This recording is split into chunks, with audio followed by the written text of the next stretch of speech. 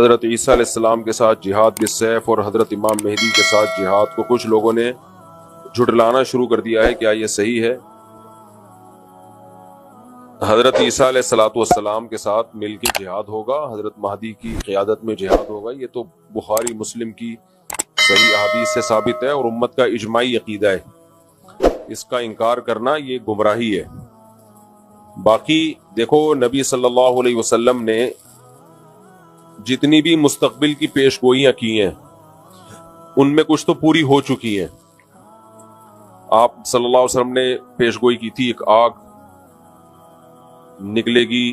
مجھے پوری حدیث کے الفاظ یاد نہیں ہیں, بہت یعنی ظاہر ہے حدیث پڑھے ہوئے 20-25 سال ہو گئے. یہ والی حدیث ہے, اس کی بات کر رہا ہوں کہ اس سے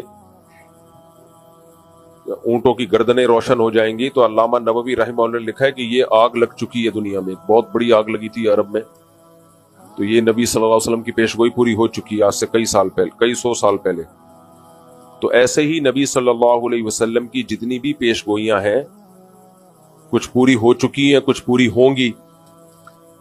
لیکن نبی نے جو بھی مستقبل میں ہمیں بتایا کہ ہوگا اس میں ہمارا ایمان ہے ہوگا, لیکن ہم نے جو فیصلے کرنے ہیں وہ ان پیشگوئیوں کی بیس پہ نہیں کرنے ہیں. ہم نے موجودہ حالات کو سامنے رکھ کے فیصلہ کرنا ہے کہ ہمیں کیا کرنا چاہیے اور کیا نہیں کرنا چاہیے. ابھی ایک صاحب آئے میرے پاس ملنے کے لیے کہ فلاں ملک میں امام مہدی آئیں گے, تو میں ابھی وہیں جا رہا ہوں اور وہاں کچھ کرنے کا پروگرام ہے. میں نے اس کو روکا, میں نے کہا تمہارا دماغ خراب ہو گیا ہے, کہہ رہے امام مہدی وہاں نہیں آئیں گے. میں نے کہا آئیں گے نہیں آئیں گے یہ ایک الگ بحث ہے, جب آئیں گے وہ آنا ہوگا. آپ وہ کرو جو شریعت آپ کو ابھی حکم دے رہی ہے. اب امام مہدی دریافت ہوں گے, لوگ ان کو تلاش کریں گے بیت اللہ میں طواف کرتے ہوئے. تو اب یہ تھوڑی کہ میں عمرے پہ چلا جاؤں کہ امام مہدی آنے والے ہیں, مجھے کیا پتا کب آئیں گے. جب جو کام ہوگا وہ ہو کے رہے گا. ہم نے وہ کرنا ہے جس کی شریعت جس کا ہمیں حکم دے رہی ہے. دیکھو نبی صلی اللہ علیہ وسلم کی سیرت میں جہاد بھی نظر آئے گا آپ کو, دعوت بھی نظر آئے گی, برداشت بھی نظر آئے گا, انتقام لینا بھی نظر آئے گا. یہ سب چیزیں نبی صلی اللہ علیہ وسلم کی سیرت میں ہیں. انتقام بھی لیا آپ نے, برداشت بھی کیا آپ نے, جہاد بھی کیا آپ نے, جہاد کو ٹالا بھی ہے آپ نے. صلح حدیبیہ میں آپ نے جہاد کو ٹالا ہے. یہودیوں سے دشمنی بھی کی. ادھر توجہ کریں میری طرف, ادھر کیا دیکھ رہے ہیں. یہودیوں سے آپ نے دشمنی بھی کی اور یہودیوں سے معاہدے کر کے ایگریمنٹ بھی کیے جنگ بندی کے. تو اس سے پتہ چلتا ہے بھائی اسلام ہمیں حکم دیتا ہے گراؤنڈ ریئلٹی, زمینی حقیقت کو سامنے رکھ کے فیصلہ کرو. زمینی حقیقت کو سامنے رکھ کے فیصلہ کرو کیا کرنا چاہیے اور کیا نہیں کرنا چاہیے. تو دو میدان ہیں جو اسلام نے ہمیں دیے. ایک میدان ہے دعوت کا اور ایک میدان ہے جہاد کا. تو جہاد کے میدان میں یہ فیصلہ کرنا پہلے ضروری ہے کہ کہاں ہوگا کہاں نہیں ہوگا, اس کے اسباب کیا ہیں آپ کے پاس. نبی صلی اللہ علیہ وسلم نے مکہ میں 13 سال جہاد نہیں کیا, اسباب نہیں تھے. نوح علیہ السلام نے 950 سال جہاد نہیں کیا, اس لیے کہ 40-50 لوگ پوری قوم سے نہیں لڑ سکتے تھے. بنی اسرائیل نے حضرت موسیٰ علیہ السلام جب تک نہیں آئے فرعون کے خلاف بغاوت نہیں کی, اور موسیٰ علیہ السلام کے آنے کے بعد بھی بغاوت نہیں ہوئی ہے. کیوں؟ فرعون بہت طاقتور تھا, وہ بنی اسرائیل کے بچے ذبح کر رہا تھا. تو جو قوم اپنے بچے ذبح ہونے سے نہیں بچا سک رہی, وہ اس کے خلاف تلوار لے کے کیسے چڑھ جاتی فرعون کے خلاف, اتنا طاقتور تھا. تو اللہ نے وہاں بھی اسباب اختیار کرنے کا حکم دیا. موسیٰ علیہ السلام سے فرمایا وَأَوْحَيْنَا إِلَىٰ مُوسَىٰ وَأَخِيهِ أَن تَبَوَّآ لِقَوْمِكُمَا بِمِصْرَ بُيُوتًا وَاجْعَلُوا بُيُوتَكُمْ قِبْلَةً کہ موسیٰ آپ اپنی قوم سے کہہ دیں کہ اپنے گھروں میں نماز پڑھو اور اللہ کی مدد کا انتظار کرو. بس یہ نہیں کہا کہ جا کے جو ہے نا فرعون پہ چڑھائی کر دو. صبر صبر صبر. اور پھر ایک دن حکم آیا کہ بنی اسرائیل کو لے کے آپ مصر سے نکل جائیں. وہاں بھی فرعون نے پیچھا کیا ہے, تو وہاں بھی یہ حکم نہیں دیا فرعون پہ چڑھائی کر دو.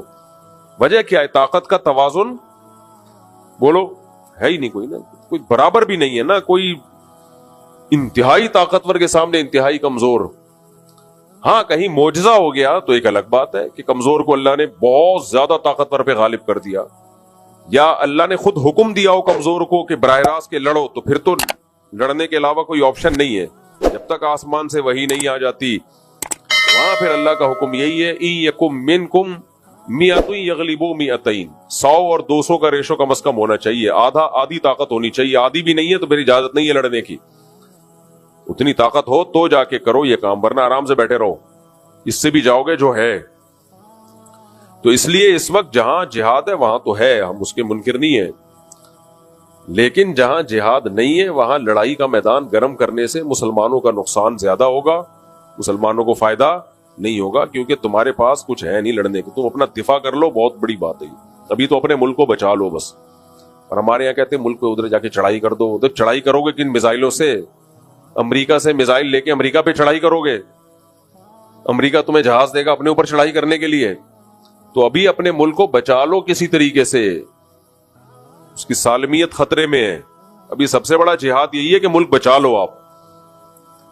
تو دوسرا میدان ہے دعوت کا. دعوت کا میدان کیا ہے؟ نرم, اس میں تلوار نہیں ہے. جو تبلیغ ہے, موسیٰ علیہ السلام کو اللہ نے فرعون کے پاس بھیجا, قولا لہ قولا لینا لعلہ یتذکر او یخشی.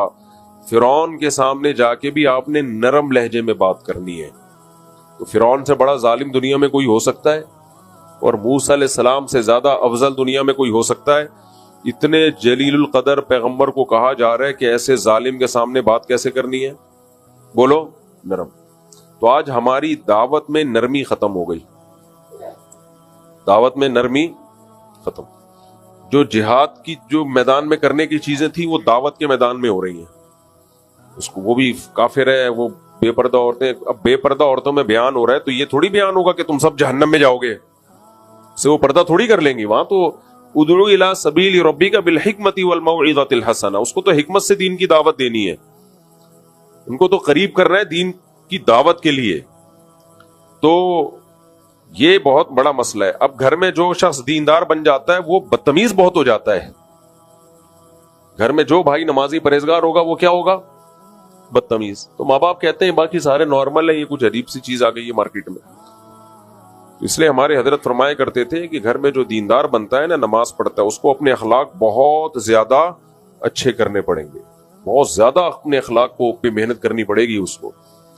تو دیندار لوگوں کو چاہیے بہت زیادہ احتیاط برتیں وہ, اس سے اللہ ان کے درجات بلند کرے گا. بات بہت لمبی ہو گئی. تو خلاصہ کلام کا یہ نکلا کہ بھائی جب امام مہدی آئیں گے جہاد ہوگا, عیسیٰ علیہ السلام آئیں گے جہاد ہوگا. ابھی آپ جو زمینی حقیقت کو دیکھ کے جو کرنا ہے آپ وہ کرو. لوگ کہتے ہیں میں امام مہدی کا لشکر تیار کر رہا ہوں, بالکل بھی آپ کو اس کی ضرورت بولو نہیں ہے. کائنڈلی آپ یہ کام نہ کریں. کہتے ہیں میں عیسیٰ علیہ السلام کے لیے ایک لشکر تیار کروں, رہنے دو بس. آپ وہ لشکر کہیں اور جا کے پھٹے گا, سب کو خراب کرے گا وہ لشکر. سمجھتے ہو؟ بہت لوگ آئے ہیں, بہت تحریکیں اٹھی ہیں, ہم عیسیٰ علیہ السلام کے لیے لشکر تیار کر رہے ہیں, اور پھر یہ ہمارا یہ لشکر یہاں سے اٹھے گا, ہوتے ہوتے شام میں جا کے حضرت عیسیٰ سے مل جائے گا. وہ انڈا موڑ پہ ہی ختم ہو گیا آگے. تو جو ابواب الفتن ہے نا, نبی سے جو فتن کے ابواب ہیں, وہ ہمیں بتانے کے لیے کہ ایسا ہوگا. بس کرنا کیا ہے؟ کرنا وہ ہے جو آج سمجھ میں آ رہا ہے آپ کو. ایک صاحب مجھے کہنے لگے کہ میں نے کہا کہ اتنی عورتیں بیوہ اور طلاق یافتہ عورتوں کی تعداد بھی بڑھ رہی ہے, ان کا گروتھ ریشو بھی بڑھ رہا ہے, اور مردوں میں موت بھی بڑھ رہی ہے مردوں میں. تو انہوں نے کہا دیکھیں تو قیامت کے قریب تو 50 عورتیں اور ایک مرد ہوگا, تو 4 شادیاں بھی کافی نہیں ہوں گی. حدیث میں آتا ہے قیامت میں عورتیں اتنی زیادہ ہوں گی, 40 ایک روایت میں آتا ہے 40 عورتوں کے مقابلے میں ایک مرد ہوگا. اب یا تو وہ ایٹم بم سے مرد مر چکے ہوں گے یا کیا ہوگا, یہ اللہ ہی بہتر جانتا ہے, لیکن ایسا ہوگا. حدیث میں آتا ہے 40 مرد اور ایک عورت, یہ ریشو ہوگا. تو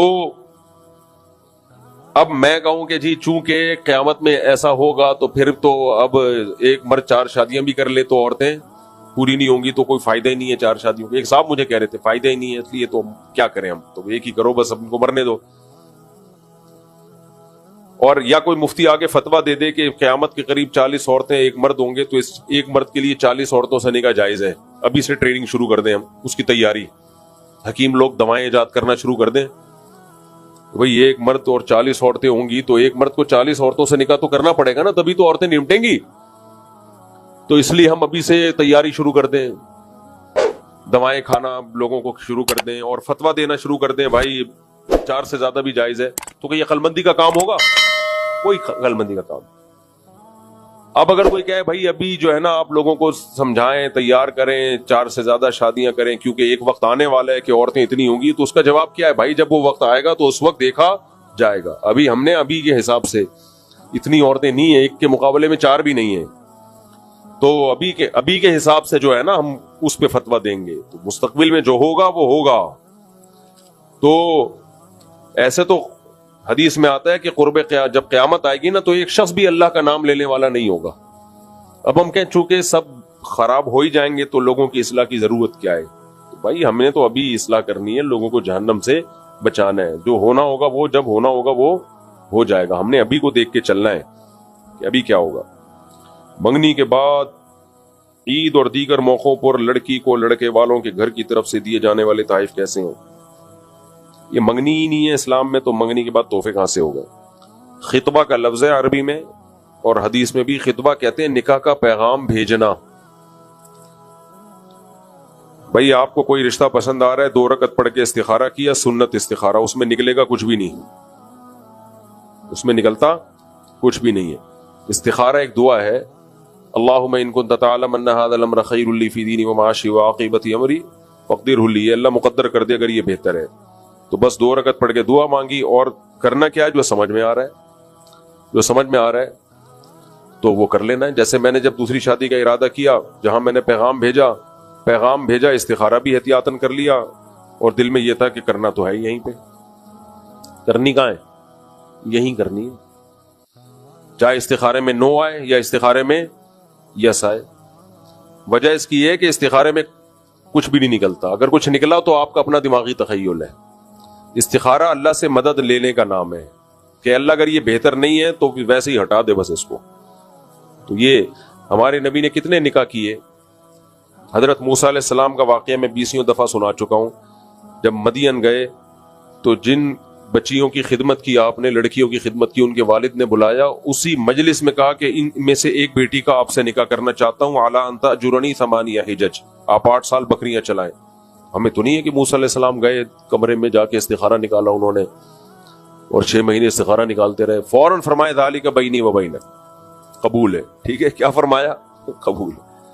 تو منگنی اسلام میں نہیں ہے. نکاح کا پیغام بھیجیں, پہلے سوچ لیں, استخارہ بھی کر لیں, مشورہ بھی کر لیں, پیغام بھیجیں, اور سامنے والے یا تو ہاں کریں یا نہ کریں, وہ بھی سوچ لیں. سوچنے کے بعد نہ کرنا ہے نہ, ہاں کرنے کا مطلب ہے آؤ نکاح پڑھو. ہاں کرنے کا مطلب کیا ہے؟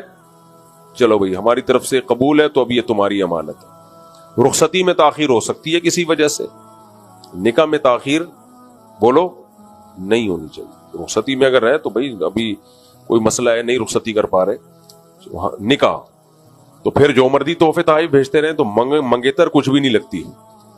سمجھتے ہو, اس کو تحفے اور گفٹ بھیج کے فری کرانے کی ضرورت نہیں ہے. اور منگنیوں میں ٹوٹنے کا ریشو بھی بہت زیادہ ہوتا ہے, کیونکہ اسی دوران ادھر ادھر بھی سیٹنگ اس کی بھی ہو چکی ہوتی ہے اور اس کی بھی ہو چکی ہوتی ہے. منگنی ہے نا, اس کے کوئی شرعی خط تو ہے نہیں ہے. کیا قرآن کو اردو میں پڑھنے تاکہ سمجھا جا سکے, کیا اس طرح پڑھنے سے بھی ثواب ملتا ہے, لیکن جو اصل ثواب عربی میں پڑھنے سے ملتا ہے. قرآن اللہ کا کلام ہے جو عربی میں ہے, وہ انگلش یا اردو میں نہیں ہے. نبی صلی اللہ علیہ وسلم نے فرمایا جس نے الف لام میم پڑھا اس کو 30 نیکیاں ملتی ہیں. حضرت مولانا شرف علی تھانوی رحمہ اللہ نے بڑی زبردست بات لکھی ہے. فرمایا نبی نے مثال دی ہے حروف مقطعات کی, جن کا مطلب اللہ کے سوا کسی کو معلوم نہیں ہے. تو اس سے پتہ چلتا ہے قرآن بغیر مطلب کے سمجھے بھی 30 نیکیاں ملتی ہیں, 3 کلموں پر مشتمل ایک لفظ, ایک کلمہ پڑھنے سے. تو الف 10 نیکیاں, لام 10 نیکیاں, میم 10 نیکیاں. تو یہ بغیر سمجھے پڑھنے پر ہے, تو سمجھ کے بھی پڑھو اور بغیر سمجھے بھی پڑھو. آپ جو مطالعہ کرتے ہیں نا قرآن کا, اس پہ تلاوت کا ثواب نہیں ملتا. ٹھیک ہے, تفسیر سمجھنے کا ثواب مل جاتا ہے, تو تلاوت کا ثواب جب بھی ملتا ہے. اچھا, میری تفسیر کے لیکچر ہیں مفتی طارق مسعود اسپیچز جو ہمارا چینل ہے, تو اس پہ جا کے وہ لیکچر سنیں شروع سے, اس سے قرآن انشاءاللہ آپ کو قرآن کی زبان میں سمجھ میں آئے گا. تو تفسیر بھی پڑھا کریں, تلاوت بھی کیا کریں.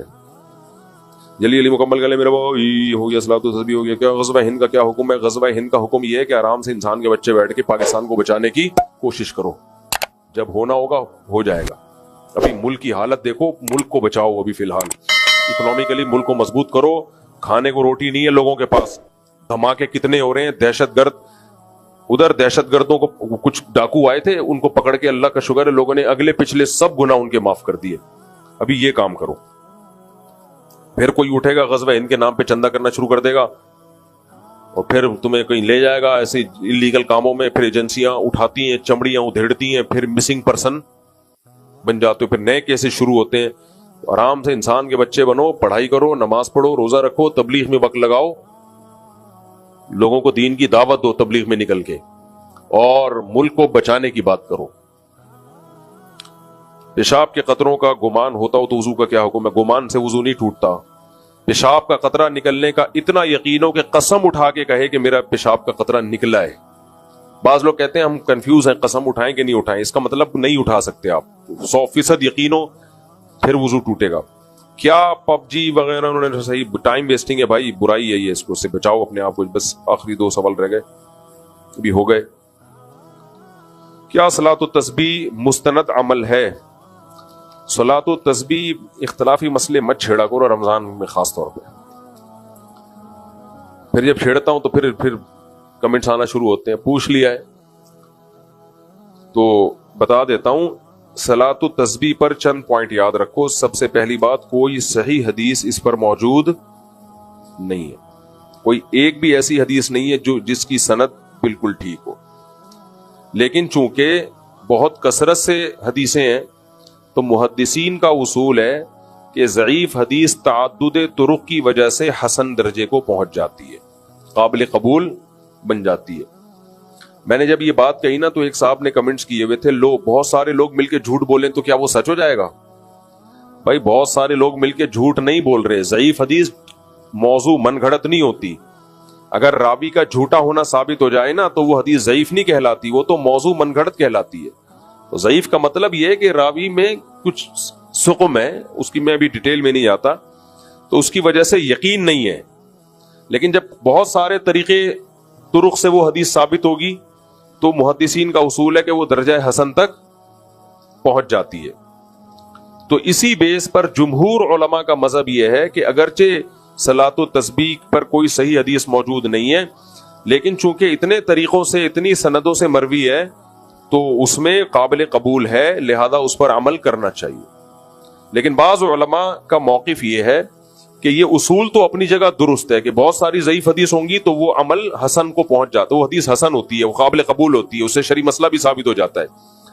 لیکن ان کا اصول یہ ہے بہت سارے علماء کا، جس میں علامہ ابن تیمیہ رحمہ اللہ بھی داخل ہے، اور میرا بھی رجحان اسی رائے کی طرف ہے، وہ یہ ہے کہ اگرچہ ضعیف حدیث جب بہت کثرت سے ہو تو وہ قابل قبول ہے، وہ حسن ہے، لیکن اس سے جو عمل ثابت ہو رہا ہے اگر وہ متواتر حدیثوں کے بالکل اگینسٹ ہے تو پھر حنفیہ کا موقف یہ ہے کہ صحیح بخاری کی حدیث بھی اگر متواتر کے خلاف ہوگی تو حنفیہ رد کر دیتے ہیں.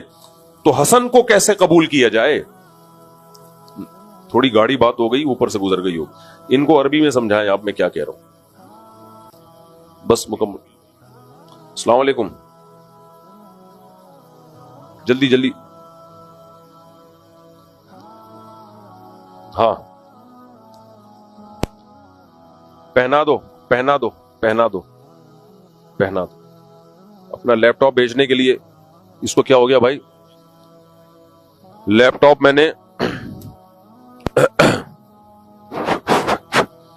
ہیلو، ہاں بھائی میں نے لیپ ٹاپ بھیجا ہے کسی کو نا صدر میں بیچنے کے لیے اپنا، تو کہہ رہے مجھ صاحب 180 لگ رہے تھے لیکن یہ بندہ اب 170 میں لے رہا ہے. میں نے کہا پہنا دے.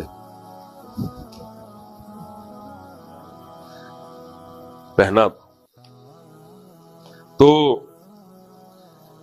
تو میں یہ عرض کر رہا تھا، سمجھ میں آ رہی ہے بات جو میں علمی ایک بات بیان کر رہا ہوں. حنفیہ کا جو اصول فقہ میں ہے نا، جو ہم پڑھتے ہیں اصول فقہ میں، احناف کا موقف یہ ہے کہ اگر ایک عمل متواتر حدیث جس کو بہت لوگ نقل کر رہے ہیں، اور قرآن تو سب پورا متواتر ہے، اس سے اگر ثابت ہو تو اس کے مقابلے میں اگر بخاری کی حدیث بھی آ جائے گی تو رد کر دیا جائے گا. یہ احناف کا موقف ہے. جو بہت 100% یقینی ہے اس کو لیا جائے گا. تو اب یہ جو ہم نماز پڑھتے ہیں ڈیلی بیسس پہ، رکوع میں تسبیحات، سورہ فاتحہ پڑھی، پھر اس کے بعد سورت ملا کے فوراً رکوع کرتے ہیں، تو متواتر حدیثوں سے جو نماز ثابت ہے اس نماز سے یہ پتہ چلتا ہے کہ آپ تلاوت اور رکوع میں تاخیر نہیں کر سکتے. اگر آپ نے تاخیر کی سجدہ سہو لازم ہو جائے گا، آپ کے اوپر سجدہ سہو لازم ہوگا. اور اسی طرح سورہ فاتحہ اور سورت کے درمیان میں وقفہ تاخیر نہیں کر سکتے، کیا تو سجدہ سہو لازم ہو جائے گا. یہ متواتر احادیث سے ثابت ہے یہ بات. اور صلاۃ التسبیح بالکل اس کے الٹ ہے، آپ اس میں تسبیحات پڑھ کے رکوع اور تلاوت میں کیا کرتے ہیں؟ تاخیر. تو اس لیے احناف کا جو اصول فقہ ہے نا، اس اصول کی روشنی میں، جو حنفیہ کا امام حنیفہ کا جو اصول ہے، اس اصول کی روشنی میں صلاۃ التسبیح فقہ حنفی کے اصولوں پہ نہیں فٹ بیٹھتی، کیونکہ حسن حدیث ہے، صحیح بھی نہیں ہے. حسن حدیث ان متواتر حدیثوں کے خلاف ہے، جو متواتر حدیثوں سے نماز کی ایک الگ کیفیت ثابت ہو رہی ہے. اس لیے ابن تیمیہ رحمہ اللہ، وہ حالانکہ وہ تو حنبلی تھے، لیکن انہوں نے بھی یہ بات لکھی ہے، لم یثبت مثلہ بمثلہ، ایسی نماز جو متواتر حدیثوں کے خلاف ہو، وہ والی نماز اس جیسی حدیث سے ثابت نہیں ہو سکتی، اس کے لیے اتنی ہی پاورفل حدیثیں ہونی چاہیے. تو یہ چند علماء کا موقف ہے، لیکن جمہور کا موقف بہرحال یہی ہے کہ چونکہ وہ ایک عام اصول جو محدثین کا اصول ہے کہ ضعیف حدیث تعدد طرق کی وجہ سے کیا بن جاتی ہے؟ حسن. تو وہ کہتے ہیں حسن ہے، لہذا صحیح کے حکم میں ہی ہے، لہذا جائز ہے. ناصر الالبانی رحمہ اللہ تعالی جو سلفی عالم تھے، انہوں نے بھی صلاۃ التسبیح کو سنت قرار دیا ہے، لیکن عبداللہ ابن مبارک کی تقلید کی ہے انہوں نے اس مسئلے میں. انہوں نے کہا کہ اگرچہ حدیثیں ضعیف ہیں، لیکن عبداللہ ابن مبارک چونکہ اس کے قائل تھے اور وہ بہت بڑے محدث ہیں، تو عبداللہ ابن مبارک جیسا محدث اگر اس کا قائل ہے تو ہم اس کا انکار نہیں کر سکتے. تو ہم یہ کہتے ہیں یہی تو تقلید ہے، اسی کو کیا کہتے ہیں؟ تقلید. تو یہ تقلید جب ابو حنیفہ کی ہو تو حرام ہے، اور البانی کی ہو تو جائز ہے، کیسے ہو سکتا ہے یہ؟ لیکن علامہ البانی پھر بھی بہت معتدل تھے، تقلید کے معاملے میں بھی بہت معتدل تھے وہ. تو اگر کوئی ان کی رائے کو فالو کرتا ہے کہ بھئی عبداللہ ابن مبارک اس کے قائل تھے، تو بھی ہمیں کوئی اعتراض نہیں ہے. تو اختلافی مسئلہ ہے، اس میں شدت جائز نہیں ہے. لہذا میں خود تو نہیں پڑھتا، لیکن اگر کوئی پڑھ رہا ہو تو اسے فضیلت بھی سنا دیتا ہوں، اور جمہور کے موقف پر عمل کر رہا ہے تو اس کو بدعت کہنا جائز نہیں ہے. یہ میرے منہ سے کبھی نہیں نکلا کہ صلاۃ التسبیح بدعت ہے. تو میرا موقف یہی ہے کہ جو عام نمازیں ہیں، جتنی دیر صلاۃ التسبیح میں لگے گی اتنی دیر وہی والی نماز میں لگا دو. لیکن اگر کوئی پڑھ رہا ہے تو بدعت ہی نہیں کہہ سکتے، اور اللہ کی رحمت سے امید بھی کی جائے گی کہ اس کو وہ اجر ملے گا جو روایات میں آتا ہے، کیونکہ جمہور کی رائے پر عمل کر رہا ہے، وہ کلدم نہیں ہے.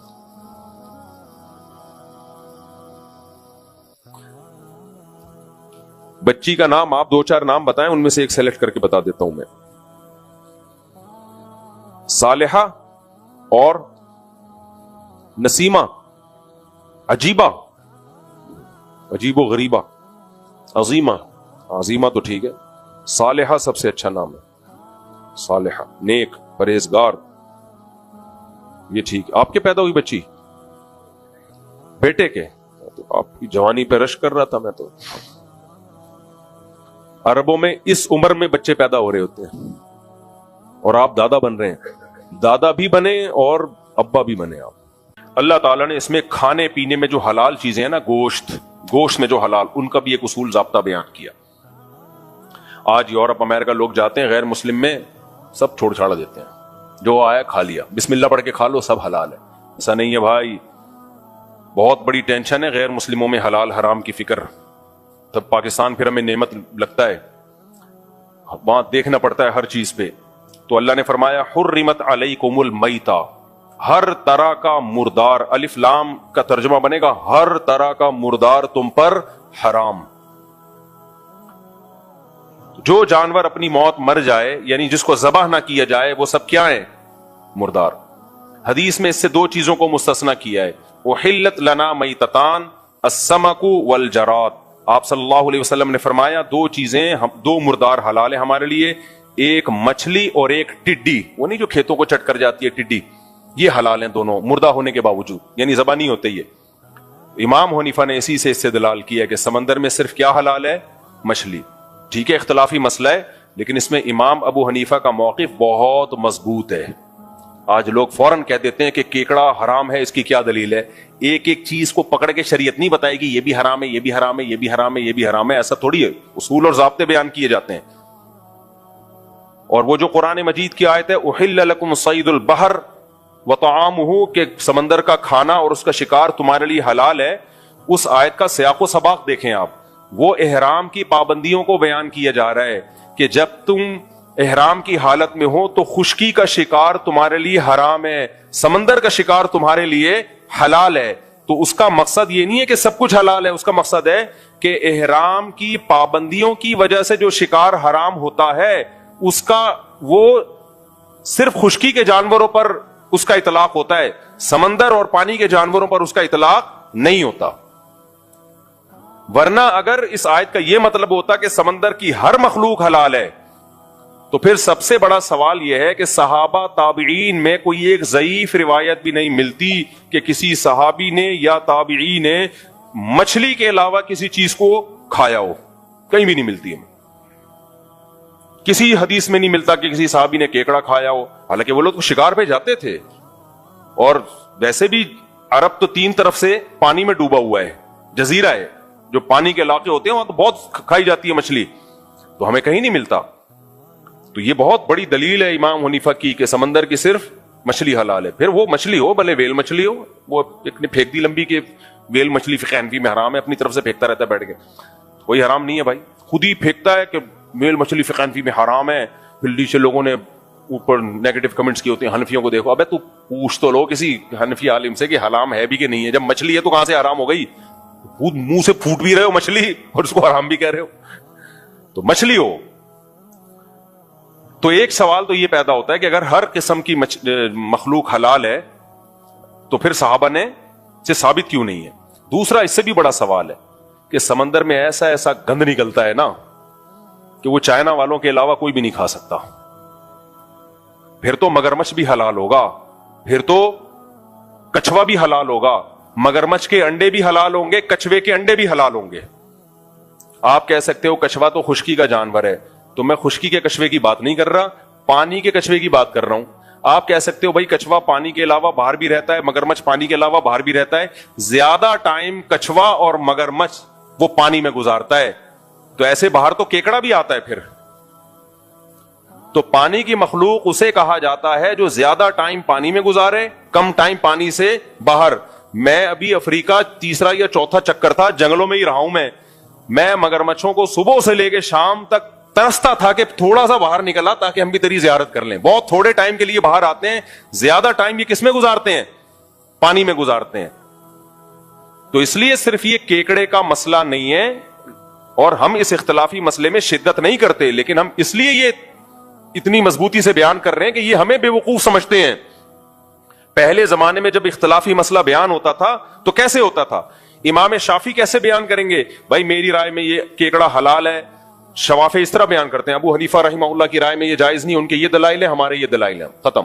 آج کیا کرتے ہیں یہ لوگ جو نئے نئے اسکالر آ رہے ہیں, مناظرے کے چیلنج, طنز, بدتمیزی, یہ اندھے مقلد ہیں, ان کے پاس دلائل نہیں ہے. ابھی وہ ایک قاری خلیل صاحب ہے نا, ان کا ایک کلپ آیا کہ اتنا سخت لب و لہجہ اختیار کیا نا انہوں نے خواتین اور مردوں کی نماز میں فرق کے بارے میں. انہوں نے کہا میں قسم اٹھا کے کہتا ہوں حنفی لوگ جو عورتوں کو کہتے ہیں سمٹ کے نماز پڑھے, یہ اندھی تقلید میں کہتے ہیں.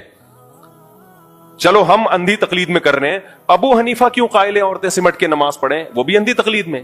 امام شافعی کیوں قائل ہیں کہ عورتیں سمٹ کے نماز پڑھیں؟ وہ کس کی اندھی تقلید کر رہے ہیں؟ امام مالک جو مدینہ کے اتنے بڑے عالم جن کو آپ بھی مانتے ہو, تابعین کے دور کے, تبع تابعین کے دور کے, کیا وہ بھی اندھی تقلید کر رہے ہیں؟ حالانکہ وہ بھی کس کے قائل ہیں عورتیں سمٹ کے نماز پڑھیں. امام احمد ابن حنبل جو امام بخاری کے استاذ ہیں, وہ بھی کس کے قائل ہیں عورتیں سمٹ کے نماز پڑھیں. یہ سارے اندھے مقلد تھے, ایک آپ ہی دنیا میں آئے ہو قرآن و سنت کو سمجھنے والے, اور پھر دلیل کیا دے رہے ہیں؟ وہ میرا کلپ چلا دینا ان کے ساتھ.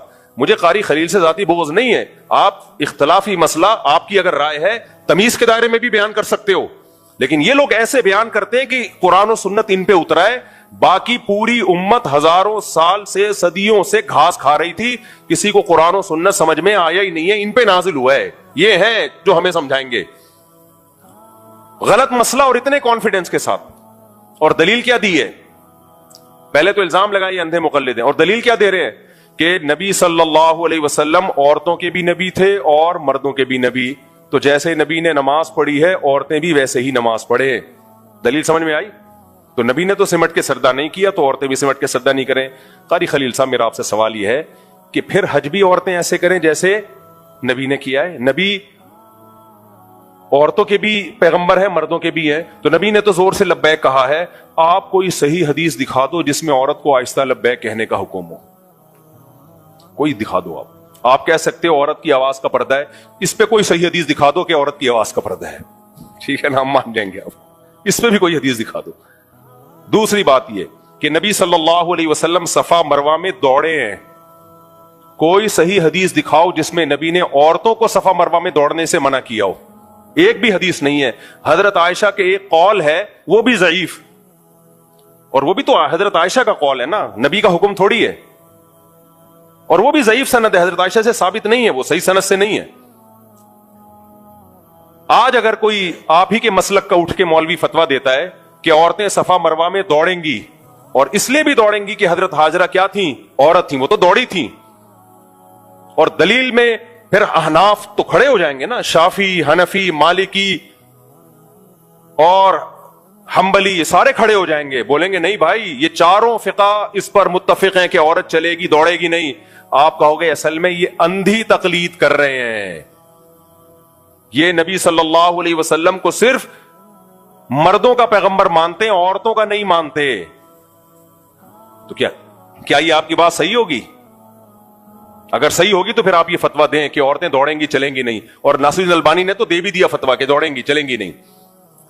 تو ہم یہی کہیں گے میرے بھائی, ہر مسئلہ قرآن و حدیث میں صراحتاً مذکور نہیں ہوتا. بہت ساری چیزیں سینہ بسینہ تواتر سے چلی آتی ہیں, متفق علیہ ہوتی ہیں, ان کے خلاف جب تک کوئی حدیث نہیں ہوگی, بلکہ وہ حدیث بھی رد کر دی جائے گی, کیونکہ اجماع کی حجیت حدیث سے, حدیث کا حدیث ہونا ہمیں اجماع سے پتہ چلتا ہے, حدیث کی کتابوں کا برحق ہونا. اجماع سب سے مضبوط دلیل ہے, کیونکہ نبی نے فرمایا یہ امت گمراہی پہ کبھی جمع نہیں ہو سکتی. تو آپ نے تو مان لیا کہ امت گمراہی پہ جمع ہو گئی تھی. تو اس لیے میں فروعی مسائل میں شدت کا قائل نہیں ہوں, لیکن یہ لوگ اس طرح سے مسائل بیان کرتے ہیں کہ لوگ ہمیں نہیں, ہمیں بے وقوف سمجھ لو میرے بھائی, ہم جیسے سینکڑوں آئے سینکڑوں چلے جائیں گے. یہ بات ہم تک نہیں. میں خواتین کے سمٹ کے نماز کا قائل نہیں ہوں اکیلا, چاروں امام قائل ہیں جن کو پوری دنیا نے فالو کیا ہے. تو لوگ مجھے بے وقوف نہیں سمجھیں گے. لوگ کس کو بے وقوف سمجھیں گے؟ کہ یہ امت گھاس کھا رہی تھی. امام بخاری کے استاذ امام احمد بھی غلط, امام شافی اتنے بڑے حدیث کے عالم وہ بھی غلط, امام مالک تو اتنا بڑا مقام ہے, ان کی تو اتنے فضائل حدیث سے ان کی فضیلت ثابت ہے. بہت ساری کچھ حدیثیں ایسی ہیں جو لوگوں نے امام مالک پہ منطبق کی ہیں کہ اس سے مراد امام مالک ہے. سب غلط بھائی, آپ اکیلے آئے ہو یار. تو اس لیے جو جب بھی خواتین اور مردوں کی نماز میں فرق کے بارے میں یہ دلیل پوچھا کریں نا کہ نبی سے دکھاؤ کہ عورتیں مردوں کی طرح یعنی سمٹ کے نماز پڑھیں گی, تو ان سے بولو آپ حدیث سے دکھا دو عورتیں چلیں گی دوڑیں گی نہیں, تو اسی وقت پروگرام کیا ہو جائے گا, بڑھ جائے گا. تو یہ رمضان ان باتوں کے لیے ہے نہیں, لیکن تکلیف ہوتی ہے کہ پہلے ہی لوگ مذہب کو فالو نہیں کر رہے, اور آپ ہمارے اتنے بڑے بڑے اسکالر سے لوگوں کا اعتماد اٹھا دو تو پروگرام تو امت کا بڑھ گیا, صحیح نا, برباد ہو گیا پروگرام. تو جو امت جس طرف گئی ہے میرے بھائی اسی کو فالو کرو. تو یہ میں اس لیے یہ سمندر کی چیزیں حلال ہے حرام ہے یہ اختلافی مسئلہ ہے, میں اس میں شدت نہیں کرتا. لیکن میں شدت کیوں کر رہا ہوں؟ اس بیس پہ کہ ہمارے مخالفین بہت شدت سے بیان کرتے ہیں, ایسے پیش کرتے ہیں جیسے امام حنیفہ کو تو قرآن و سنت کا پتہ ہی کوئی نہیں تھا. تو اب سمجھ میں آ گیا کہ اگر آپ سمندر کی میرے بھائی پانی کی ہر مخلوق کو حلال کہتے ہو نا, تو آپ کو